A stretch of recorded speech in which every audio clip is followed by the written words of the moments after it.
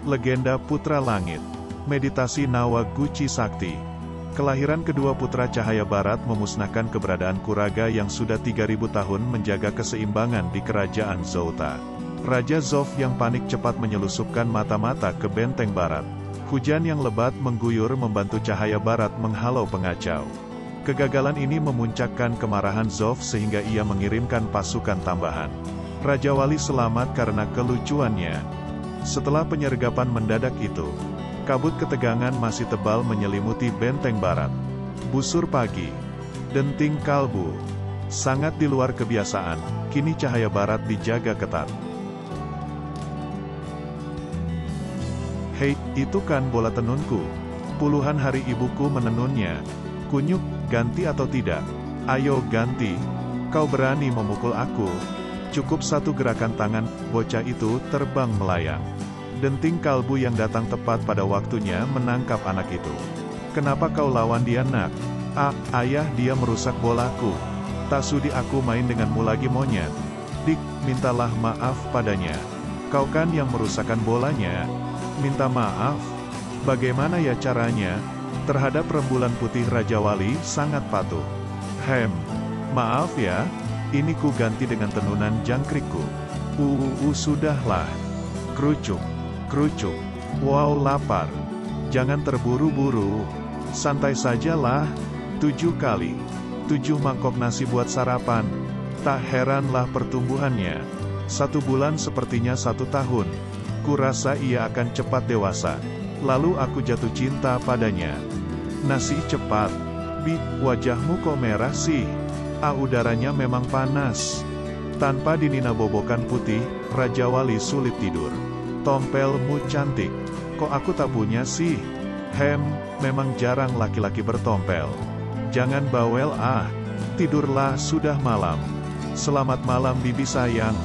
Putih begitu sayang pada Raja Wali, mereka layaknya ibu dan anak saja. Gunung Harta terpendam 10 mil di luar kota barat.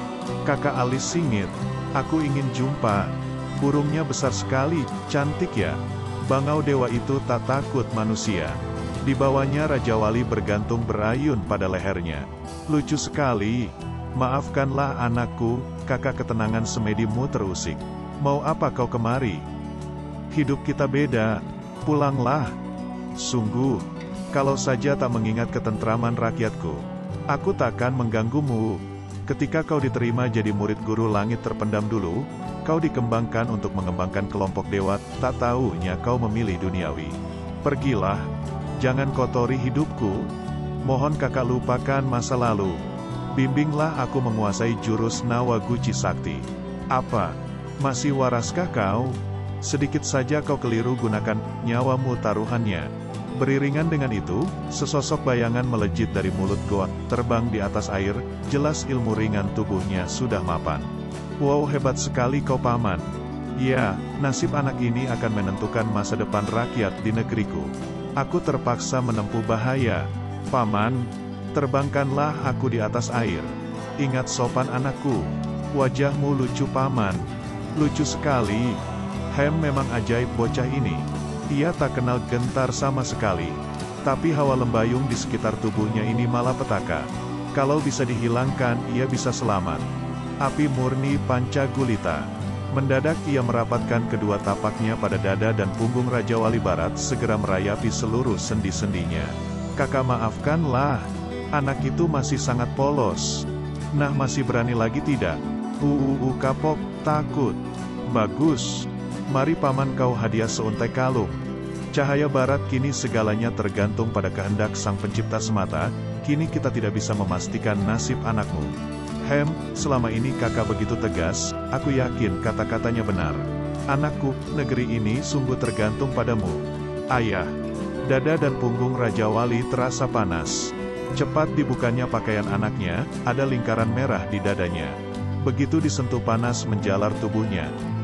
Tapi, liontin itu terasa bahkan amat sejuk di kulit Raja Wali. Oh, inilah kebaikan kakak alis singit, cepat berterima kasih padanya. Terima kasih paman. Terima kasih kakak. Sepanjang jalan menuju Gunung Sukma, tampak iring-iringan gerobak mengangkut biji tembaga. Untuk melakukan pengintaian, siluman pukau menyamar menjadi penunggang gajah. Asap mengepul dari kawah besar yang terbuka menganga. Api membara di bawahnya. Kawah itulah yang disulap sebagai area pengecoran guci. Segerobak demi segerobak biji tembaga itu dituangkan ke dalamnya. Cuma sekejap saja, biji-biji itu menjadi bubur. Oleh kecermatan teropong peramal, dipastikan di bawah itu ada sumber panas inti bumi yang 3 kali lebih panas dari normal. Ini ideal untuk pengecoran sekaligus meresapi intinya panas itu. Cairan berwarna hijau yang di tengah itulah bahan inti tembaga. Dalam 10 kuintal bubur, cuma tersaring 1 kilogram bahan inti guci. Ini dia bahan inti pembuatan guci. Untuk misi yang berat ini, Datuk Peramal harus turun tangan sendiri mengawasinya. Bubur yang matang dituangkan ke dalam cetakan. Bila bubur sudah dingin, cetakan batu itu dihancurkan. Kini, lahirlah guci dalam bentuk kasar. Melalui tangan pemahat yang terampil dibuatlah relief berdasarkan gambar desainer. Untuk menyelesaikan satu guci saja, diperlukan waktu kurang lebih 10 hari. Ketika 5 dari 9 guci sudah selesai digarap, teropong Peramal mengerahkan lebih banyak pengawal untuk keamanannya. Kuil Lentera Barat. Sebelum diperintah oleh Raja Zov, Jenggala sudah lebih dulu menyusupkan mata-matanya di benteng barat. Salam guru. 5 guci sudah siap, selebihnya harus menanti beberapa hari lagi. Kapan kira-kira cahaya barat meditasi Nawa Guci Sakti ya? Rahasia ini hanya diketahui oleh sebagian orang kepercayaannya saja. Ah, iya. Kurasa Rembulan Putih pun mengetahuinya. Dia kan dayang kepercayaan. Ayah, soal dayang itu serahkan padaku. Kali ini misi harus berhasil, kalau sampai gagal juga, aku tak berani menjamin keselamatan Munak. Siluman Pukau dan Sri Gunting adalah anak-anak Jenggala. Yang terbaik untukmu ayah.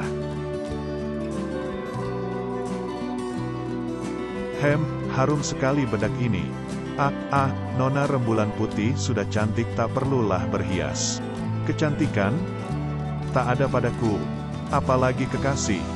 Jangan bohong sedikit saja dipoleskan gincu ini, seperti bidadari jadinya kau. Sungguhkah? Baik, ku beli sebuah. Yah, Raja Wali akan semakin sayang padaku. Numpang tanya Nona, di mana ya jalan menuju kuil? Ke kuil? Jalan di depan itu, belok ke kiri. Mari, lewat jalan ini dulu. Siapa kau? Tataplah mataku. Rembulan tersihir. Dari sinilah nasib putra langit Raja Wali disuratkan, nasib di mana rembulan mengabdi. Rembulan terpana ketika sadar dari lenanya. Aku kenapa?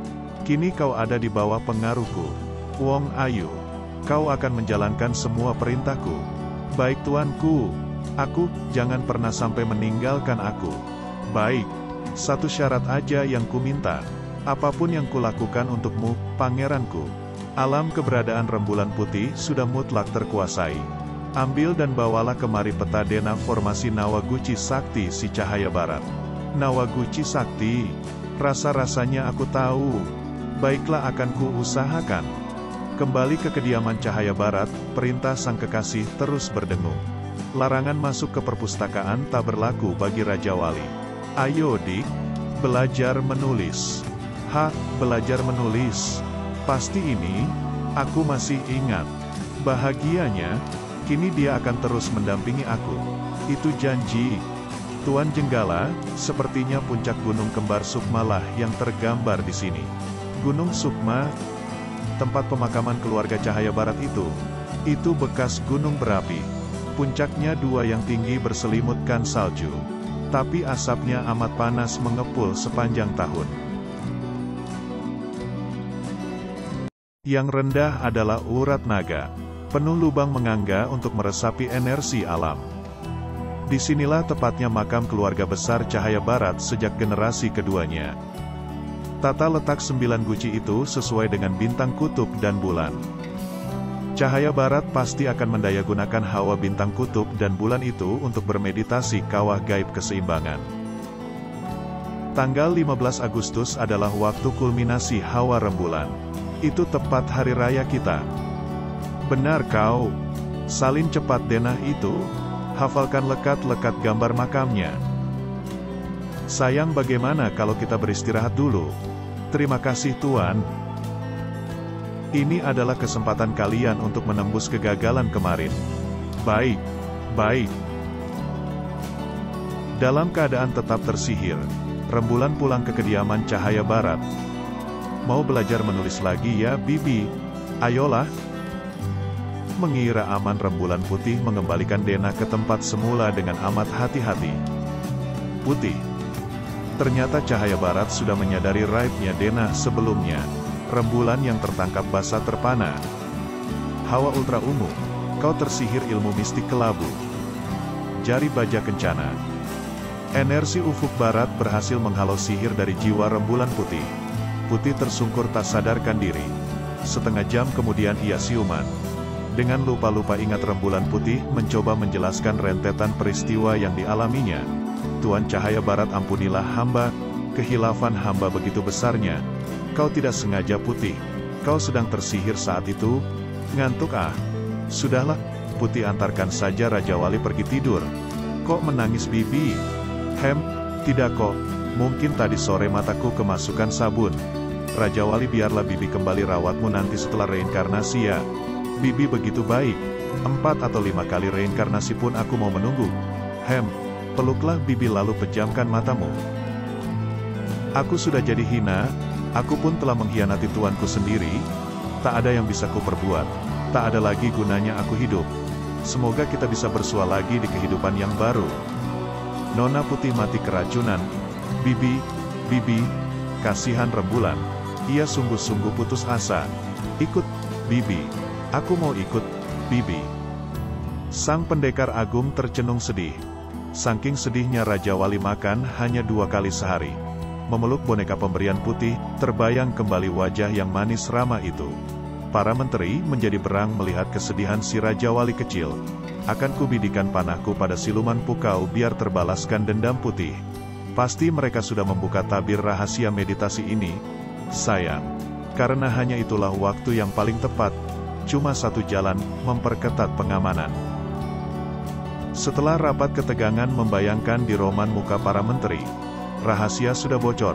Bukan main-main keamanan yang harus dipersiapkan. Memang harus ada pengorbanan untuk menyelamatkan Raja Wali. Dengarkan rencanaku. Terimalah rasa hormat dariku, Datuk Denting Kalbu. Terima kasih. Pengorbanan ini teruntuk Tuan Cahaya Barat dan Tuan Muda Raja Wali. Cahaya Barat dan Hati Mawar berangkat setelah rapi berpakaian. Anakku, aku akan membawamu ke suatu tempat di mana bibimu almarhum akan menjadi tenang. Kalau arwah bibi bisa menjadi tenang, aku mau saja, ayah. Semoga berlian merah yang lahir bersamamu, melindungimu dari jarahan penjahat. Puncak rendah Gunung Sukma terang benderang oleh cahaya lampu. Seperti siang hari saja layaknya. Penjagaan merebak ketat di setiap penjuru. Belati sakti ini akan menemanimu. 1 jam lagi kau akan kami keluarkan. Anakku, kau duduk tenang dalam guci ini ya. Jangan sekali-kali kau menjenguk keluar. Tenang ayah, aku pemberani kan? Kalian berjaga-jagalah di sini. Tenangkan pikiran Tuan. Kami pertaruhkan hidup kami hari ini. Denting Kalbu dan Busur Pagi bertukar pandang. Tekad mereka sudah bulat. Teropong Peramal dan Kipas Kaca bertugas di Undakan menuju puncak gunung. Lontar Gemunung dan Nuri bersulam berjaga di puncak rendah. Cahaya Barat dan istrinya mengawal di pintu gerbang makam. Pendek kata, semua orang dalam keadaan sangat siaga. Detik berlalu demi detik dengan penuh ketegangan. Beban memberat di hati orang tua Raja Wali. Semoga arwah leluhur turut menjaga sampai kami berhasil dalam meditasi selama 1 jam dalam sinar purnama. Zaman dulu perhitungan waktu berdasarkan bayangan matahari atau bulan. Saat ini pukul 9 malam. Sujud Tuan, serangan tampaknya sudah masuk. Puluhan bayang-bayang melejit menyerang para pengawal saat itu juga.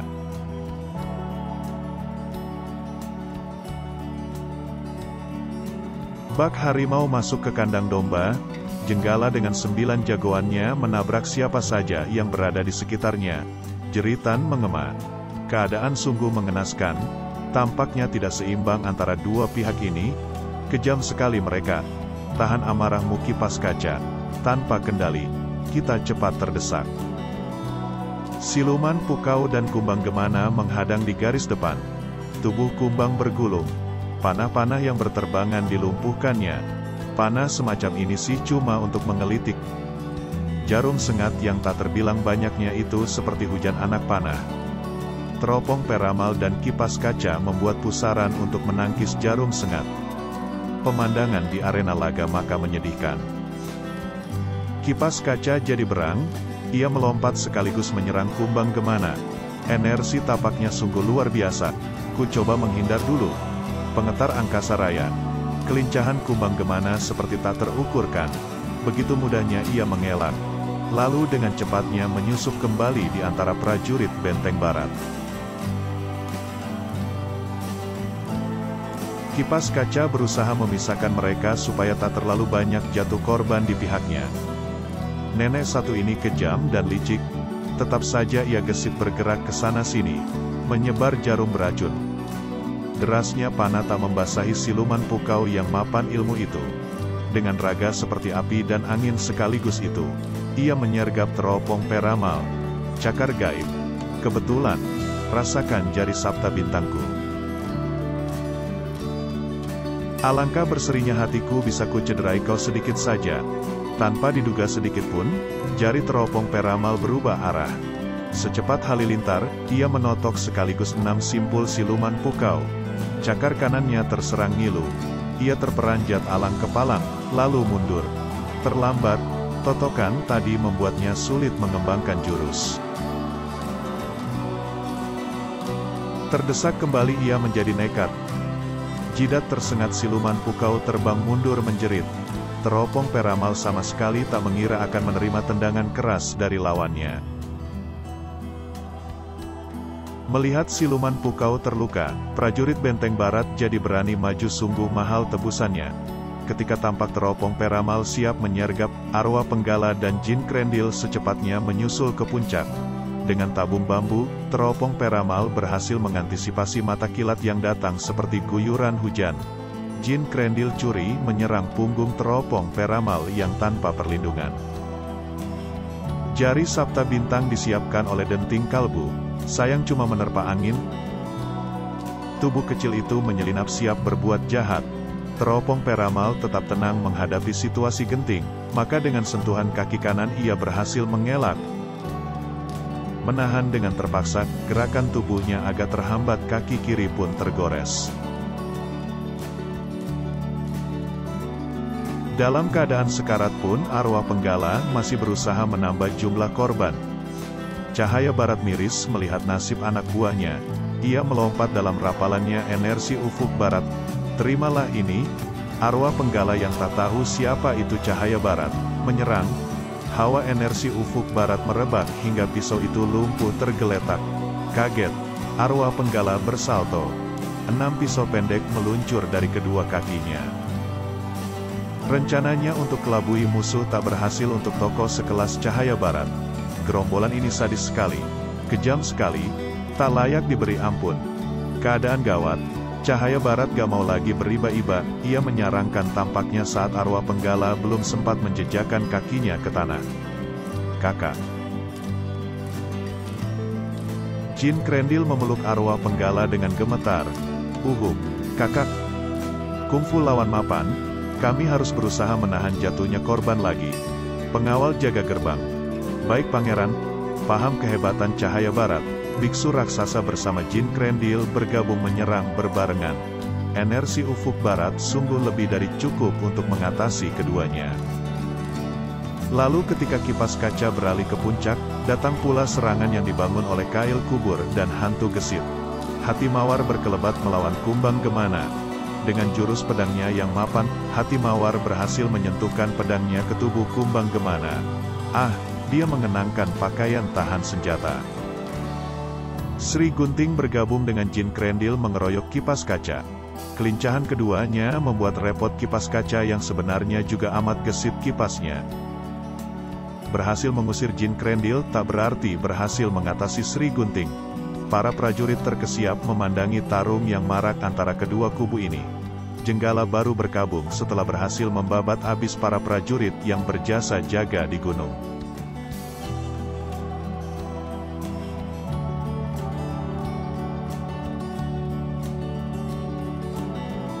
Ia menyerbu dan menyodok pintu makam dengan tongkatnya. Kurang asem. Pintunya tebal sekali. Terlalu tebal. Bagaimana aku bisa menembusnya?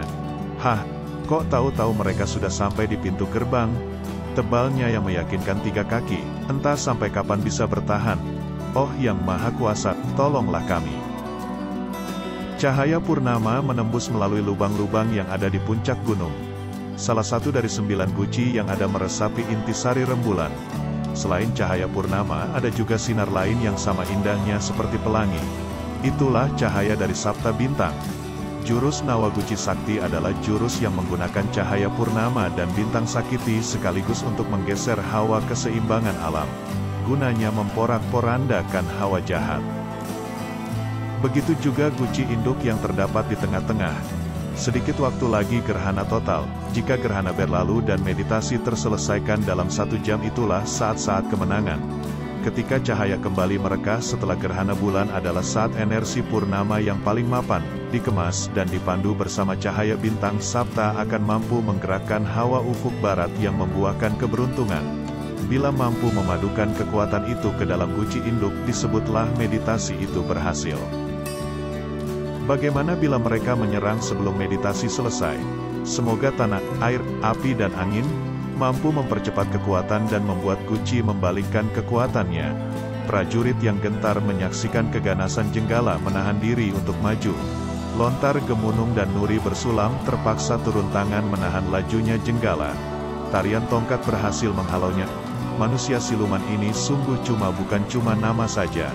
Ia seperti punya kekuatan 3 kali lipat dari kami.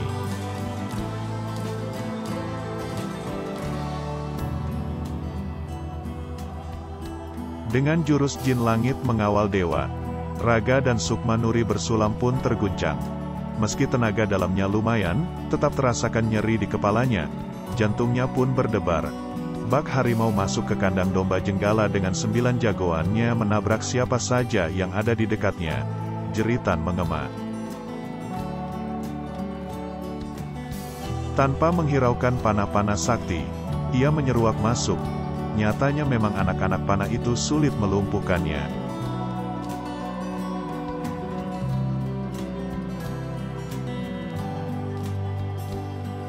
Alunan kecapi yang menyata itu membuat Jenggala terkesiap. Saat itulah anak panah mengenainya. Saat inilah busur pagi gembira sekali. Di luar dugaannya, Jenggala cukup memejamkan mata saja, maka patahlah anak panah itu. Cahaya barat mengambil posisi terdepan menuju ke makam. 2 kekuatan mapan itu bersentuhan. Kecapi sekuat baja itu hancur memuing dalam sekejap. Jenggala yang lalu melecehkan lawan, terpaksa terpelanting oleh sentuhan tapak cahaya barat. Ia menahannya dengan kekuatan tongkat, namun lajunya terhenti setelah ratusan yard.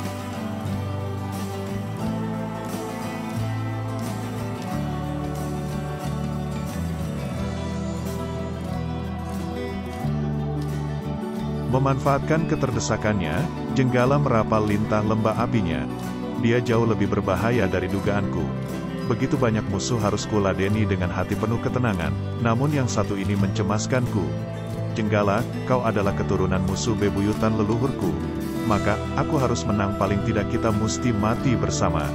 Perasaan Denting Kalbu dan Busur Pagi semakin tegang. 2 lawan 4, Denting Kalbu dan Busur Pagi merasa sedikit lebih baik. Kail Kubur dan Biksu menyerang Busur Pagi. Denting Kalbu berhadap-hadapan dengan hantu gesit dan gajah amuk. Hati Mawar bersama Nuri Bersulam dan para pengawal menyerbu masuk ke gua. Kumbang Gemana membayangi ketat Hati Mawar. Kail Kubur mampu mengatasi keadaan. Kenapa kau tak hancurkan saja gucinya? Mereka ingin menghalangi biksu raksasa namun terhambat langkah mereka. Pertarungan cahaya barat dengan Jenggala sudah mencapai titik kulminasi. Pemandangan di semua guci jadi luar biasa. 5 naga melesat menyatu ke guci induk.